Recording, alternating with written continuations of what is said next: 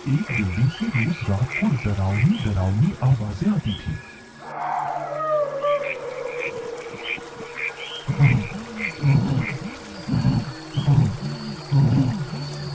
मैं इसे बदला लूंगी। मैं इसे बदला लूंगी।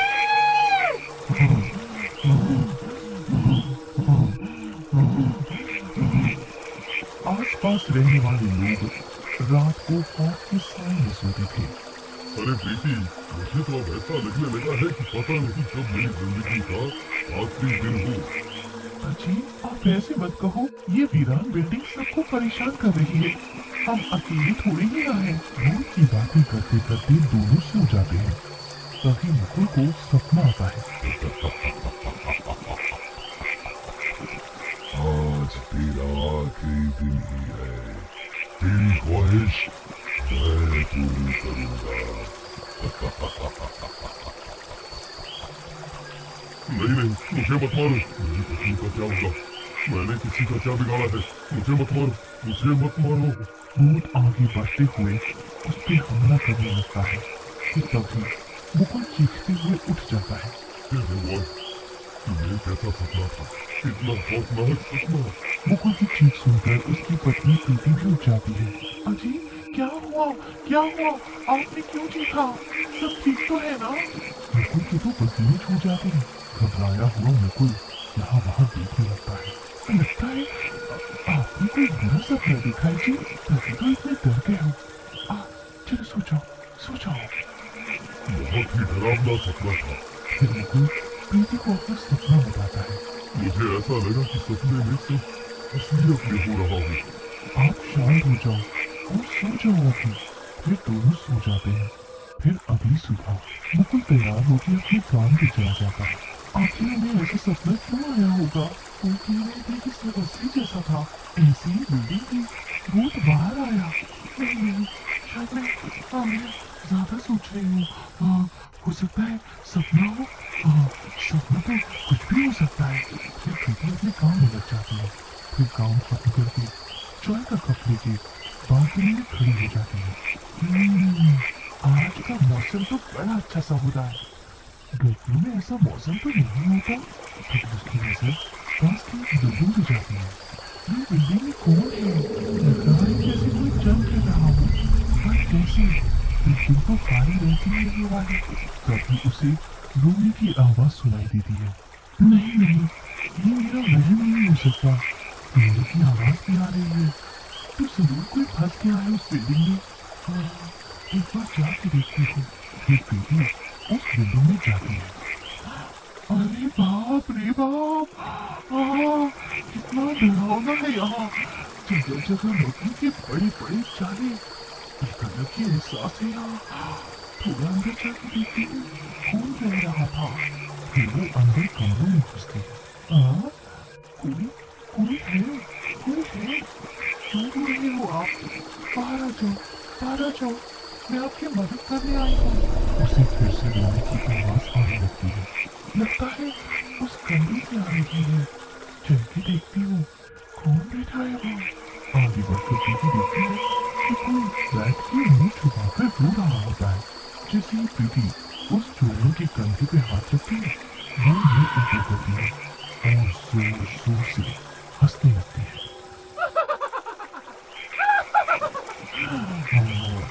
गई तू, गई तू।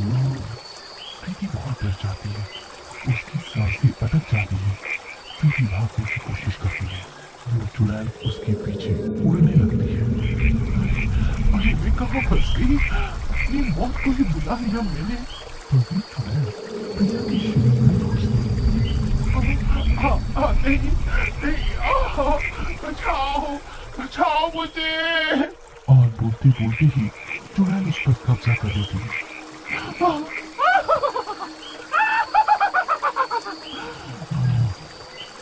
फिर मुझे कोई हरा नहीं सकता। फिर चुड़ैल बिल्डिंग से निकल के प्रीति के रूप में ही घर जाती है। रात को मुकुल आता है। प्रीति, प्रीति, कहाँ हो? पानी ले आओ मेरे लिए। चुड़ैल प्रीति के पास में आती है और अजीब बर्ताव करते हुए मुकुल को पानी देती है। ये पानी और खाना बना जाके, मुझे भूख लगी है। क्या हुआ, तुम्हारी तबीयत ठीक है? आप खाना बना। मुकुल रसोई में चला जाता है। इसे हुआ क्या है? शायद तबीयत ठीक नहीं होगी, तभी ऐसे कर रही है। फिर रात को दोनों खाना खा के सो जाते हैं। आधी रात को चुड़ैल उठती है और चुपचाप घर से बाहर निकल जाती है शिकार करने। आज मैं अच्छे से शिकार करूंगी। फिर वो सड़क में निकल जाती है और अपना शिकार ढूंढने लगती है। ये आदमी बड़ा हष्ट-पुष्ट है, इसका मांस स्वादिष्ट होगा। इसका शिकार करूंगी अब मैं। फिर वो उस आदमी पर हमला करके उसे मार देती है और उसका मांस खाने लगती है और वापस अपने बिस्तर में आके सो जाती है। कुछ दिनों तक ऐसा ही चलता रहता है। फिर एक दिन कुछ दिनों से प्रीति का व्यवहार बहुत अजीब हो गया है। पता नहीं क्या दिक्कत है, पूरा दिन लेटी रहती है, न ठीक से बोलती है न बात करती है, पता नहीं क्या मसला है। फिर मुकुल प्रीति को बुलाता है। प्रीति, क्या बात है, मुझसे नाराज हो क्या? चल चल अपना काम कर, मुझे नींद आ रही है, सोने दे। अब सही समय है, मैं शिकार पे जाती हूँ। चुड़ैल चुपचाप निकलने की कोशिश करती है और सड़क पे शिकार ढूंढने लगती है। मुकुल को बेचैनी से नींद नहीं आती, तभी उसकी नजर प्रीति पे पड़ती है। अरे ये क्या, प्रीति की बिल्कुल चुड़ैल? मुकुल की आंखें फटी की फटी रह जाती है। अच्छा, तो प्रीति को चुड़ैल का साया है, तभी वह ऐसा दुर्व्यवहार कर रही है मुझसे। वो चुड़ैल मांस खा रही होती है और फिर चुपके से आके लेट जाती है। अगले दिन मुकुल प्रीति को बुलाता है और प्यार से बात करता है। चलो प्रीति, अभी भूल जाते हैं, आज मैंने काम से भी छुट्टी ली हुई है। सही मौका है, बाहर जाऊंगी तो शिकार करने को मिलेंगे। फिर वो दोनों टैक्सी में निकल जाते हैं। आगे रास्ते में चुड़ैल पूछती है, कहाँ जा रहे हैं और कब तक पहुंचेंगे? बस थोड़ी दूर और। तभी मुकुल टैक्सी वाले को इशारा करता है। टैक्सी वाला पीपल के पेड़ के पास टैक्सी रोक देता है। आ जाओ, उतरो प्रीति, यहाँ से अब पैदल जाना है हमें। चुड़ैल उतर जाती है। अब कैसे भी मुझे प्रीति को बचाना होगा, इस चुड़ैल को सबक सिखाना होगा। मुकुल प्रीति से बोलता है। प्रीति, तुम यहीं रुको, मैं अभी आया। चुड़ैल दूसरी तरफ मुंह करके खड़ी हो जाती है। तभी मुकुल पीपल के पेड़ का एक पवित्र धागा तोड़ता है और चुड़ैल के पास आता है। प्रीति, मैं तुम्हारे लिए कुछ लाया हूँ, जरा हाथ आगे करो। तो इसे मुझ पर शक हो गया, पर अगर मैंने इसकी नहीं सुनी तो इसे यकीन हो जाएगा। हाथ आगे कर ही देती है। फिर चुड़ैल जैसे ही हाथ आगे बढ़ाती है, मुकुल उसके हाथ पर पवित्र धागा बांध देता है। चुड़ैल की बच्ची, तुमने मेरी पत्नी को इतना परेशान किया ना, मुझे तो सबक सिखा के ही रहूंगा। ले, मतलब चुड़ैल अपने असली रूप में आ जाती है। नहीं नहीं, ये तूने ठीक नहीं किया। छोड़ दे मुझे, जाने दे। हाँ, वरना तेरी बीवी भी नहीं बचेगी। तू अपना सोच चुड़ैल, मेरी बीवी को मैं बचा लूंगा। तड़पती हुई चुड़ैल प्रीति के शरीर से निकल जाती है, पर उसको बचाने के लिए वो उसी पीपल के पेड़ पर उल्टा लटक जाती है।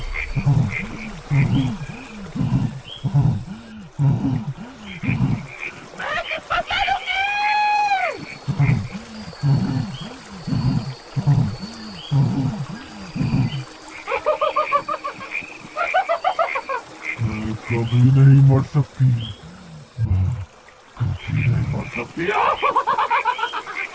मुकुल और प्रीति वहां से सही सलामत घर लौट आते हैं, पर वो चुड़ैल उसी पेड़ पर हमेशा के लिए उल्टी लटकती नजर आती है।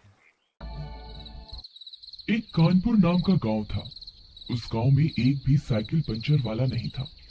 अगर किसी की साइकिल या गाड़ी पंचर हो जाती थी तो उन्हें दूसरे गांव जाना पड़ता था पंचर बनवाने के लिए। एक दिन गांव में एक साइकिल पंचर वाला आया। पंचर वाले, अपनी साइकिल का पंचर ठीक करवाइए। पंचर वाले। गांव के लोग अपने घर से बाहर निकलकर देखने आते हैं। जब वो देखते हैं कि उनके गांव में भी साइकिल पंचर वाला आ गया तो वे बहुत खुश होते हैं। अरे देखो, अब हमारे गांव में भी साइकिल पंचर वाला आ गया। अब हमें दूसरे गांव नहीं जाना पड़ेगा साइकिल पंचर बनवाने। मैंने पास में ही अपनी दुकान खोली है साइकिल पंचर ठीक करने की। जब भी कोई पंचर हो मेरे पास आ जाना। साइकिल पंचर वाले की दुकान में गांव के लोग अपनी साइकिल पंचर ठीक करवाने के लिए आने लगते हैं। उसकी बहुत कमाई होती है। फिर एक दिन कुछ गुंडे आते हैं उसकी दुकान में अपनी गाड़ी पंचर ठीक करवाने के लिए।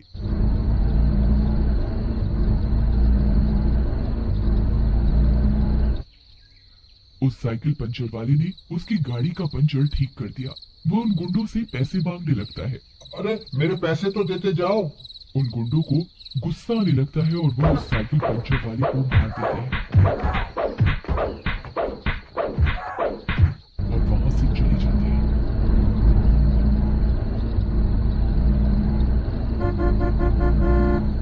आंधी बारिश निकल आती है और वो वहीं पड़े के पड़े दिन निकल जाते हैं। एक रात अचानक बिजली कड़कने लगती है और पंचर वाली की आत्मा उसके शरीर से निकलकर उठ खड़ी होती है। अब मुझे शरीर से छुटकारा मिला है। मैं इतने दिनों तक यहाँ मरा पड़ा रहा पर कोई गांव वाला मुझे देखने तक नहीं आया। अब मैं सबको मजा चखाऊंगा। कुछ साल बाद उसी गांव में एक साइकिल पंचर वाला आता है। वह दिखने में बड़ा अजीब होता है। उसकी शक्ल डरावनी होती है। इस गांव में कोई पंचर वाला नहीं है। अब मैं सबकी मरम्मत करूंगा और खूब पैसे कमाऊंगा। ये सब वह भूत देख रहा होता है। ये अच्छा मौका है। ये तो सोने पे सुहागा हो गया। जो मैंने ढूंढा गली गली वो मुझे मिला इसी गली। फिर वो उस पंचर वाले में घुस जाता है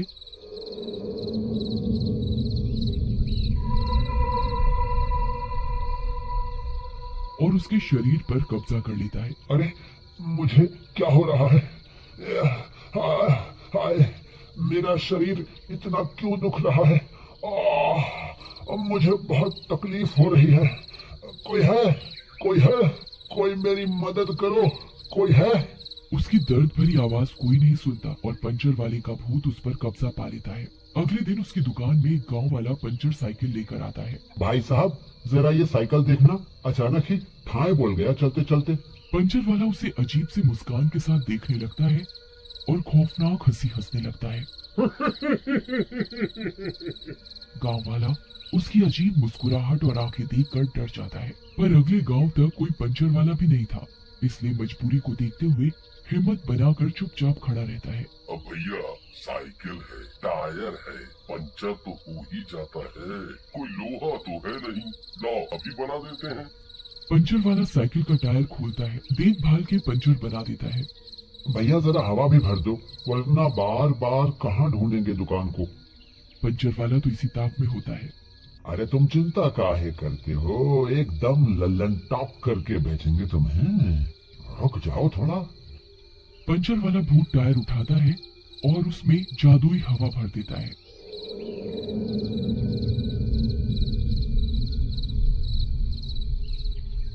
लो भाई, हो गया तुम्हारा काम। अब जाओ शौक से। गांव वाला उसको पैसे देकर चल देता है अपनी साइकिल पर सवार होकर। पर जादुई हवा के कारण वो टायर अपने आप उसकी साइकिल को खाई की तरफ ले आती है। अरे ये क्या हो रहा है? ये साइकिल मुझे अपने आप खाई की तरफ क्यों धकेल रही है? अरे कोई बचाओ! अरे बचाओ! ये साइकिल को क्या हो गया? अरे तुझमें क्या भूत सवार हो गया? वहाँ खाई है, वहाँ क्यों लेके जा रही है मुझे? और चिल्लाते हुए वो गांव वाला खाई में जा गिरता है। उसकी चीख उसी खाई में गुम हो जाती है। ऐसे ही वो भूतिया साइकिल पंचर वाला कई एक गांव वालों को मौत की घाट उतार देता है। गांव वाले चक्कर में पड़ जाते हैं। अरे भाई, पता नहीं हमारे गांव को किसकी नजर लग गई, जो हर दिन एक ना एक हादसा सुनने में आता ही है। अरे भाई, जब से ये गांव के लोग इस नए पंचर वाले से टायर बनवाते हैं, तब से ये हादसे हुए जा रहे हैं। मुझे तो दाल में कुछ काला लगता है। वैसे दिमाग तो तुम सही चलाए हो, दम तो है बात में, पर क्या कर सकते हैं हम सब। साइकिल के बगैर काम ही कहाँ चलेगा किसी का। आओ हमरे पीछे, करते हैं कुछ जुगाड़। फिर वो दोनों एक साइकिल को खुद ही पंचर करके उसी पंचर वाले के पास लेकर जाते हैं।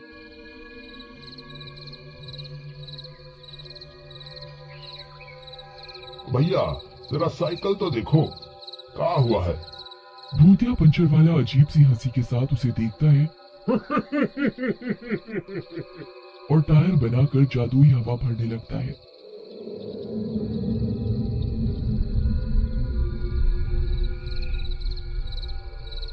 भैया, तुम्हें पता है गांव में कितने हादसे अचानक होने लगे हैं। सबको अपनी करनी का फल भुगतना पड़ता है।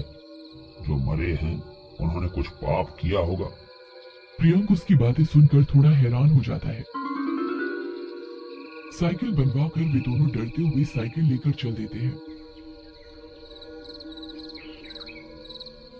पर समीर न खुद उन पर बैठता है और न प्रियंक को बैठने देता है। अरे पागल, कोई हमें बेवकूफ बताएगा। साइकिल साथ में है और हम दोनों पैदल चल रहे हैं। भैया, ज्यादा होशियार न बनो, चुपचाप चलो। कुछ दूर बढ़ते ही साइकिल खुद ब खुद खाई के रास्ते निकल पड़ी।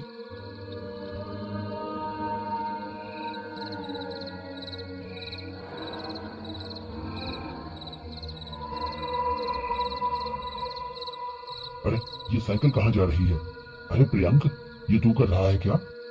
भाई डरा मत, क्या बकवास कर रहा है? साइकिल अपने आप कैसे चलेगी? और देखते ही देखते साइकिल अपने आप चलते चलते खाई की तरफ गई और उसी में गिर गई। ये सब देखकर वे दोनों थर-थर कांपने लगे। भूत, भूत, भागो, भाग प्रियंक, भूत है यहाँ। अरे भागो, अरे भागो। दोनों भागते भागते घर पहुंचते हैं और ये खबर पूरे गांव में फैल जाती है। अगले दिन पंचायत बैठती है। तो बताओ क्या मसला है? बात यह है कि पंचर वाला सबकी साइकिल में कुछ ऐसा करता है कि साइकिल खुद से खाई की तरफ जाती है, जिससे लोगों की मौत हो रही है। हम बच गए क्योंकि हम साइकिल पर बैठे ही नहीं थे, वरना हम अपनी आप बीती सुनाने के लिए जिंदा ही नहीं बचते। ये सब सुनकर सारे गांव वाले गुस्से में आ जाते हैं। रमेश, तुम कुछ गांव वालों को इकट्ठा करो, हमें अभी जाना होगा। फिर वह गांव वाले और लाठियां लेकर हमला करने निकल पड़ते हैं। फिर वह गांव वाले वहां पहुंचते ही, अरे मारो रे, मारो मारो, इन्हें जिंदा नहीं छोड़ना।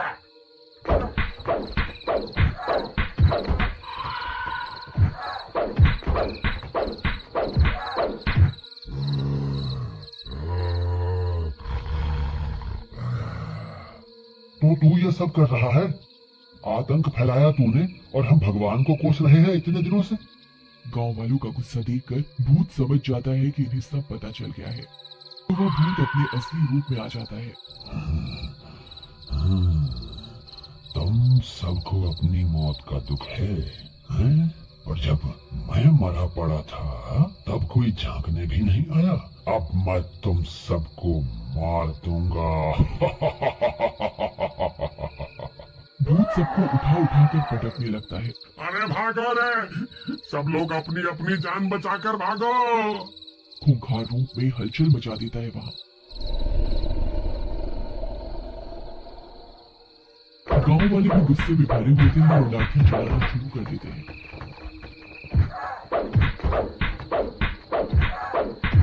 अरे मारो रे, मारो मारो। मारपीट में कई गांव वाले घायल हो जाते हैं। काफी देर तक ये सब चलता रहता है।